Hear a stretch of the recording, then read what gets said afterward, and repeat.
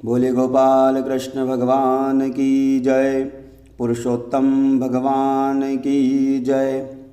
आज हम पुरुषोत्तम मास में 18वें दिवस की कथा को श्रवण करेंगे। यदि कथा कहीं आपको समझ में ना आए तो कृपया पूर्व कथाओं का अवलोकन करें, श्रवण करें। भगवान के यहाँ दीप प्रज्वलित कर लें, तुलसी दल सहित नैवेद्य अर्पण करें, संकल्प की सुपारी अक्षत अपने पास रख लें। अब मैं आपको 18वें अध्याय की कथा सुना रहा हूँ। बोलिए पुरुषोत्तम भगवान की जय। श्री भगवान नारायण नारद जी से तथा सूत जी सोनकादिक ऋषियों से कहते हैं, लक्ष्मी जी भगवान विष्णु से कहती हैं, हे सच्चिदानंद, हे परब्रह्म, देवादिदेव, आपके मुखारविंद से मौन भोजन के महिमा का वर्णन सुनकर मेरे मन में अब पुरुषोत्तम मास में 5 महापर्वों का महात्म्य सुनने की प्रबल इच्छा जागृत है। आप कृपा कर बताएं कि वे 5 महापर्व कौन से हैं और कौन सा कर्म करने से किस फल की प्राप्ति होती है। लक्ष्मी जी के वचनों को सुनकर भगवान विष्णु कहते हैं, हे लक्ष्मी, तुम्हारी इच्छा के अनुसार 5 महापर्वों का वर्णन विस्तार पूर्वक कहता हूँ। वैधृति, व्यतिपात, पूर्णिमा, अमावस, द्वादशी, ये 5 महापर्व कहे गए हैं। ये 5 महापर्व एक से बढ़कर एक फल देने वाले हैं। वैधृति पर्व पर कर्म करने में से साक्षात विष्णु प्रसन्न होते हैं। व्यतिपात योग से धर्मराज, पूर्णिमा के पर्व से ब्रह्मदेव और अमावस के पर्व से पितृदेव, द्वादशी के पर्व से भगवान ऋषिकेश प्रसन्न होते हैं। वैधृति पर्व में जो मनुष्य स्नान दान होम करते हैं उनकी समस्त मनोकामनाएं मैं अर्थात भगवान विष्णु प्रसन्न होकर पूर्ण करता हूँ। हे लक्ष्मी, इन 5 महापर्वों के इतने महान पुण्य हैं कि इन पुण्यों की प्राप्ति के लिए इंद्र आदि देवता भी ललायित रहते हैं कि ये मौका हमें कब मिले। इन महापर्वों में अपनी शक्ति के अनुसार मनुष्य को, शक्ति के अनुसार, जबरदस्ती नहीं, जितनी भगवान ने हमें शक्ति दी है उसके अनुसार धन, धान्य, तिल, दूध, घी, फल आदि का दान अवश्य करना चाहिए। इसके करने से अनंत पुण्य की प्राप्ति होती है। यह पुण्य अक्षय होता है, मतलब ये कभी खत्म नहीं होता। 5 रुपये की माला यदि आपने भगवान को चढ़ाई है तो ये 6 जैसे आप शाम तक सूख जाएगी, आपको पुण्य कम मिलेगा। पर वही 5 रुपये की ईंट, 5 रुपये से यदि आपने एक ईंट खरीद के मंदिर में लगा दी तो वो ईंट जब तक रहेगी तब तक आपको पुण्य मिलेगा। ये 6 पूर्ण और अक्षय पुण्य में अंतर होता है। दैत्येश्वर प्रहलाद ने इसी वैधृति पर्व में स्नान दान होम आदि कर्म करके अक्षय पुण्य के द्वारा उच्च पद प्राप्त किया तथा इंद्र ने भी इसी पुण्य के द्वारा इंद्रत्व प्राप्त किया। उसी प्रकार वैधृति पर्व में भी स्नान दान होम कर्म भी अक्षय पुण्य को देने वाला रहता है। इसके पुण्य के प्रभाव से नष्ट हुई लक्ष्मी फिर से प्राप्त होकर हमेशा के लिए स्थिर हो जाती है। सूर्यवंशी राजा मानधाता परमाधिक और अनेक पुण्य कर्मों को करके इंद्र पद के अधिकारी हो गए थे, परंतु इंद्र के पास पुरुषोत्तम मास के वैधृति पर्व का अक्षय पुण्य होने से वे इंद्रासन पर ज़्यादा दिन नहीं बैठ सके। राजा मानधाता ने जब इंद्रासन को प्राप्त कर लिया तब इंद्र को बड़ी चिंता हुई।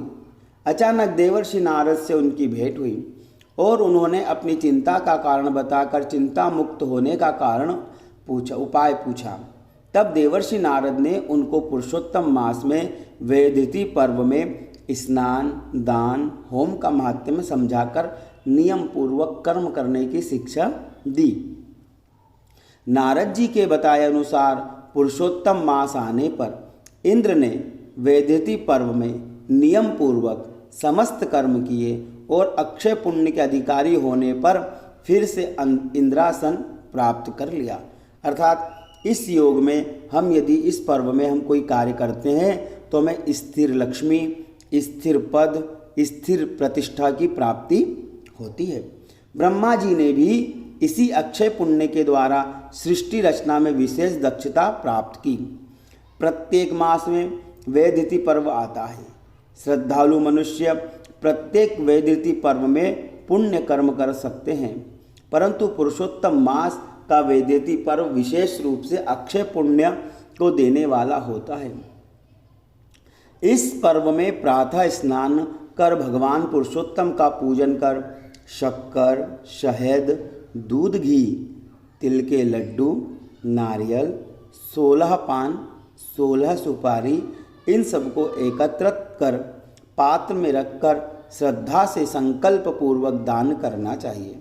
इस पुण्य से मनुष्य को समस्त सांसारिक सुख प्राप्त होकर अंत्य में मोक्ष की प्राप्ति होती है। हे लक्ष्मी, इस प्रकार महान पुण्य को देने वाला वैदिति पर्व का महात्म्य मैंने संक्षेप में तुमसे कहा। अब व्यतिपात योग के पर्व का महात्म्य कहता हूँ।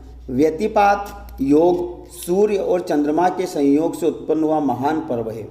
इस पर्व पर कर्म करने से मनुष्य में धार्मिक वृत्ति का निर्माण और वृद्धि होती है तथा धर्मराज प्रसन्न होते हैं और कर्म करने वाले मनुष्य को धन, धान्य, संतति, संपत्ति और विशुद्ध कीर्ति प्राप्त होकर सांसारिक जीवन सुखमय व्यतीत होता है। सूर्य चंद्रमा के ग्रहण में कुरुक्षेत्र में दान करने से जिस पुण्य की प्राप्ति होती है उससे 12 गुना पुण्य की प्राप्ति व्यतिपात योग में करने से प्राप्त होती है। काशी क्षेत्र चक्रतीर्थ में देह का परित्याग करने से जिस पुण्य की प्राप्ति होती है उससे भी ज़्यादा पुण्य व्यतिपात योग में दान करने से होती है। इस योग में तपस्या के प्रभाव से अनेक ऋषियों ने स्वर्गलोक को प्राप्त कर लिया। इस योग में श्राद्ध तर्पण करने से पितृलोक में पूर्वज प्रसन्न होते हैं। व्यतिपात योग में भी प्रत्येक मास में आता है, परंतु पुरुषोत्तम मास में व्यतिपात योग महान पुण्य देता है। भाद्रपद मास की अमावस को गंगा जी में स्नान करने से जिस पुण्य की प्राप्ति होती है उससे भी 1000 गुना पुण्य पुरुषोत्तम मास में व्यतिपात पुण्य देने वाला होता है। प्रातः स्नान करके भगवान पुरुषोत्तम की पूजा करके सुपात्र ब्राह्मण को बुलाकर ब्राह्मण का पाद प्रक्षालन करके पूजा करें। नारियल, केले के फल, 13 खारक, 13 अंगूर, 13 आम के फल, अखंड कटहल का फल और ऋतु में उत्पन्न होने वाले जो भी फल हों दक्षिणा के सहित संकल्प पूर्वक दान करना चाहिए। इस पुण्य के द्वारा समस्त पाप भस्म हो जाते हैं। जैसे अग्नि में तृण घास आदि भस्म होते हैं उसी प्रकार पुण्य के प्रभाव से समस्त पापों का समूल भस्म हो जाता है। स्त्री हो अथवा पुरुष हो, वह ब्राह्मण, क्षत्रिय, वैश्य या शूद्र हो, भक्ति और श्रद्धा से किया हुआ यह कर्म सबके लिए समान फल देने वाला होता है। समस्त फलों की प्राप्ति के लिए इस महापर्व में स्वर्ण का दान बड़ा महत्वपूर्ण है। यदि मनुष्य सामर्थ्यशाली है तो उसको इस महापर्व में स्वर्ण दान अवश्य करना चाहिए। इस व्यतिपात योग में तिल पात्र के दान का भी बड़ा महत्व है। हे लक्ष्मी, पुरुषोत्तम मास के व्यतिपात योग में जो मनुष्य श्रद्धा से धन, धान्य, तिल पात्र का दान, उपरोक्त वस्तु सामग्री का दान करते हैं उनको तत्काल पुण्य की प्राप्ति होती है।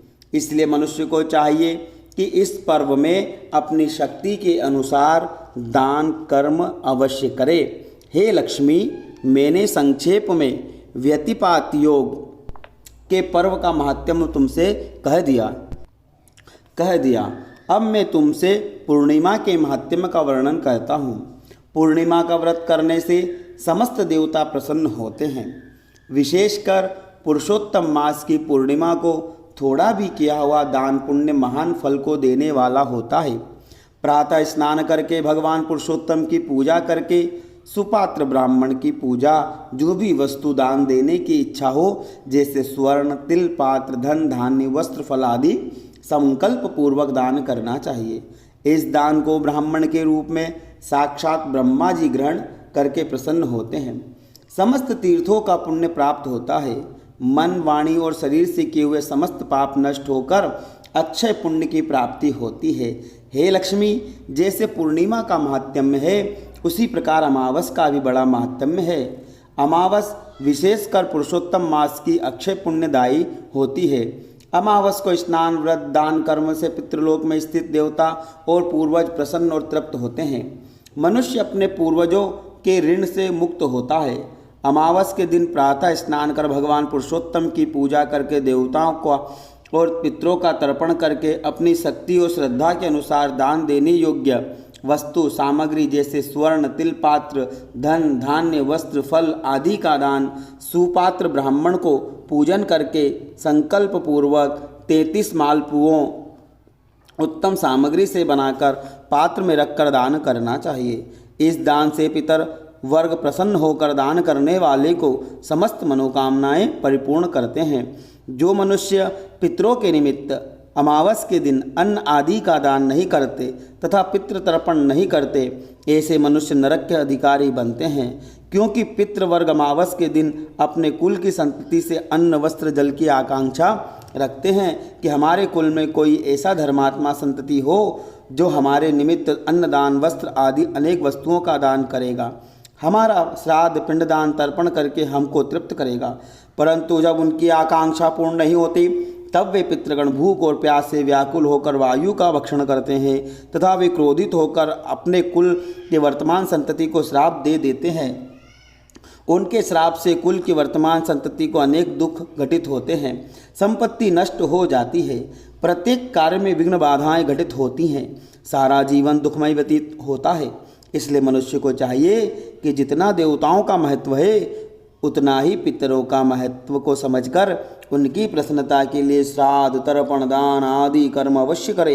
हे लक्ष्मी, मैंने तुमसे अमावस के महापर्व का महात्म्य संक्षेप में कह दिया। बोले गोपाल कृष्ण भगवान की जय, पुरुषोत्तम भगवान की जय।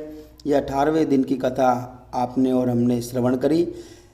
संकल्प की सुपारी भगवान को अर्पण कर दें, प्रसाद भक्तों को वितरित कर दें और आगे की 19वें अध्याय कथा को हम कल श्रवण करेंगे।